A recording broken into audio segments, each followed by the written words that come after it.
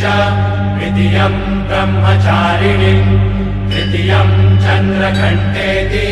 कुष्माण्डेति चतुर्थकम् पञ्चमं स्कन्दमातेति षष्ठं कात्यायनीति च